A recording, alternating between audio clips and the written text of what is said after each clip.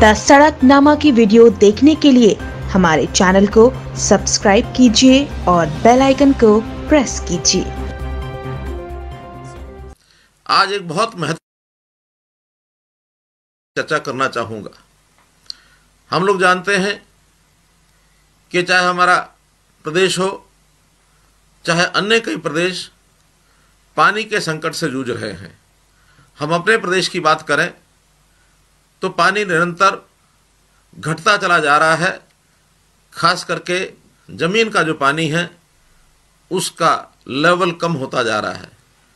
और जब हम ध्यान करते हैं तो पानी का उपयोग भी हम कुछ कम सोच समझ करके करते हैं। सोचे समझे बिना पानी का ज़्यादा उपयोग करना इस समस्या को और आगे बढ़ा रहा है। कुछ इलाका हरियाणा में ऐसा है जिसको हम डार्क जोन कहने लग गए हैं।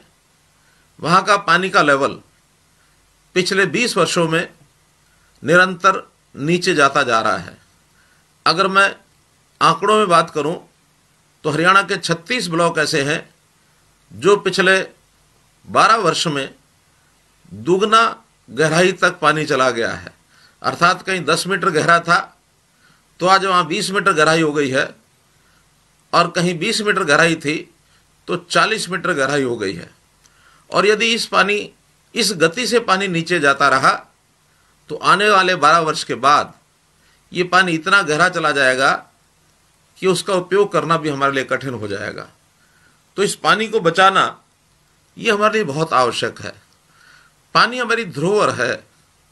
इस पानी को हम अगली पीढ़ी को दे करके जाने के लिए हर संभव प्रयत्न करना हमारे लिए अनिवार्य है। अगर पानी हम बचा लेंगे, खास करके किसान बंधु इस ओर ध्यान करें, तो किसान पानी को जमीन में से निकालता है तो केवल पानी नहीं निकाल रहा बल्कि अपनी अगली आने वाली पीढ़ी के लिए संकट भी खड़ा कर रहा है। तो हम ये मानकर चलें कि जहाँ जमीन मेरी संपत्ति है उसके नीचे का पानी ये भी मेरी संपत्ति है। जहाँ मैं अपनी आने वाली पीढ़ी को अपनी संपत्ति ये विरासत में देकर जाना चाह रहा हूँ, वहीं ज़मीन पानी सहित अच्छा पानी उपलब्ध रहे वो भी मुझे विरासत में देकर जानी है।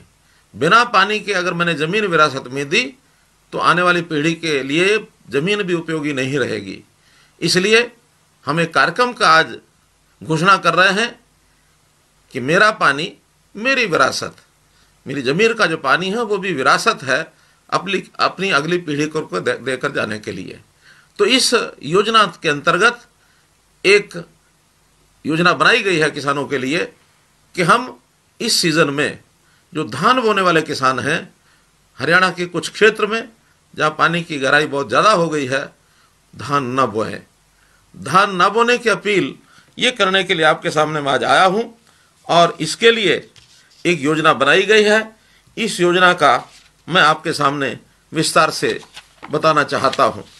उसमें ऐसे हमने पहले चरण में हरियाणा के वो ब्लॉक छांटे हैं जहां पानी की गहराई 40 मीटर से ज़्यादा हो गई है, और उसमें ऐसे 19 ब्लॉक आते हैं हरियाणा के जहां 40 मीटर से ज़्यादा की गहराई है। लेकिन 11 ब्लॉक ऐसे हैं जिसमें धान नहीं होता है। सामान्यतया दक्षिण हरियाणा के वो ब्लॉक हैं। 8 ब्लॉक ऐसे हैं जहां पानी 40 मीटर से ज़्यादा गहरा है और धान की वहाँ बिजाई होती है। ऐसे ही वो क्षेत्र भी इसमें शामिल किए हैं जहाँ पावर का जो हमारा लोड है, जो हम पंप हाउस लगाते हैं, उसकी जो हॉर्स पावर है 50 हॉर्स पावर से ऊपर, ऐसा जो क्षेत्र है वहाँ भी हम धान के ऐसे किसानों को आग्रह करते हैं कि उसमें धान, मैं ऐसा नहीं कहता कि मत बोएं, जितना पहले हम बुआई करते हैं उसका 50% इस बार हम धान बोएंगे।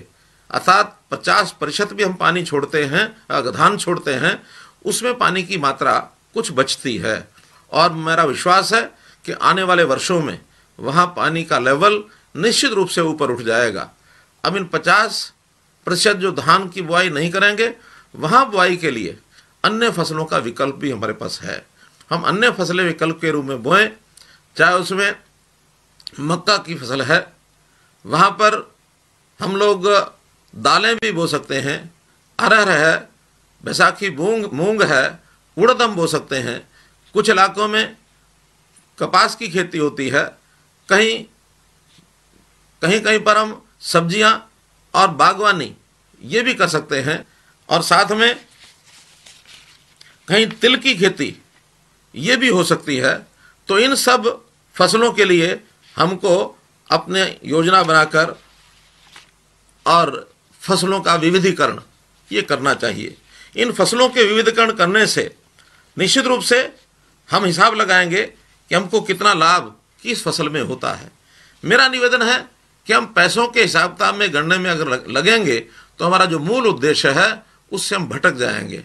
अर्थात हम अपनी पीढ़ी को विरासत में ज़मीन के साथ पानी भी देकर जाना चाहते हैं, तो उसका हिसाब किताब ठीक लगाना चाहिए, लेकिन इतने ज़्यादा उसमें ना घुल मिल जाए, इतने गहरे ना उतर जाए कि हम अपना असली उद्देश्य भूल जाएं।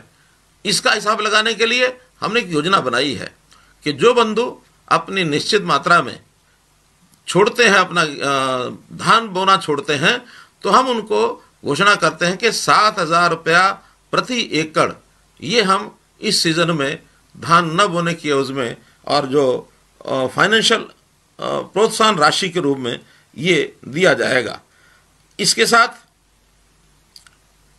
उनकी प्रोक्योरमेंट, खास करके मक्का और दालें, इनकी प्रोक्योरमेंट ये हम निश्चित रूप से करेंगे, इसकी गारंटी दी जाती है, क्योंकि मक्का इसकी प्रोक्योरमेंट करना आवश्यक है, बड़ी मात्रा में ये होगा। दालें भी बहुत कम मात्रा में होती हैं, जितनी भी होंगी उसकी प्रोक्योरमेंट ये हम अवश्य करेंगे। न्यूनतम समर्थन मूल्य पर उनकी प्रोक्योरमेंट की जाएगी। मक्का बिजाई के लिए मशीनीकरण, कृषि के वो यंत्र जो बिजाई के काम आते हैं, उनका भी हम व्यवस्था करेंगे, उपलब्ध कराई जाएगी। साथ ही ड्रायर, मक्का ड्रायर की व्यवस्था संबंधित मंडियों में ये हम कराएंगे। धान की वैकल्पिक फसल उगाने पर, यानी जो धान छोड़कर दूसरी फसलें उगाते हैं, वो यदि माइक्रो इरिगेशन, ड्रिप सिंचाई, इसकी व्यवस्था करते हैं तो उन्हें भी 85% की ये सब्सिडी अर्थात अनुदान राशि ये भी दी जाएगी। मक्का बिजाई करने वालों को अच्छा बीज मिले, इसके लिए 5-6 सिंगल क्रॉस ज़्यादा प्रोडक्टिविटी वाले मक्का के बीज ये भी उपलब्ध कराने के लिए कुछ कंपनियों को सूचीबद्ध किया जाएगा। फसल के इस विविधीकरण कार्यक्रम को लोगों को जानकारी मिले, इसकी सूचना, शिक्षा, संचार अर्थात इसका प्रचार करने का काम भी ये किया जाएगा, और एक वेब पोर्टल ये भी उपलब्ध कराया जाएगा जिस पर हम अपनी आने वाली कठिनाइयों को हल करने के लिए जानकारी दे सकें। इस सारे के लिए पूरे क्षेत्र में अच्छी पैदावार मिल सके, इसके लिए कुछ एग्जीबिशन प्लॉट्स ये भी बनाए जाएंगे ताकि हम लोग उसका लाभ ले सकें। हाँ, यदि इन ब्लॉक में कहीं पर किसी गांव में अथवा किसी क्षेत्र के अंदर पानी 35 मीटर से ऊपर है, ऐसे किसान धान बुआई के लिए मंजूरी ले सकते हैं। उनको किसी प्रकार से कोई कठिनाई नहीं आने देंगे, वो धान की बुआई कर सकते हैं। और अन्य यदि जो हमारे ये ब्लॉक हैं, इन ब्लॉक के अलावा जहाँ हमने इसकी सूचना जो ब्लॉक्स की दे रहे हैं, उसके अलावा बाकी ब्लॉक्स के भी किसान धान छोड़ना चाहते हैं तो पूर्व में सूचना देकर के प्रोत्साहन राशि के लिए आवेदन कर सकते हैं, उनको भी दिया जाएगा।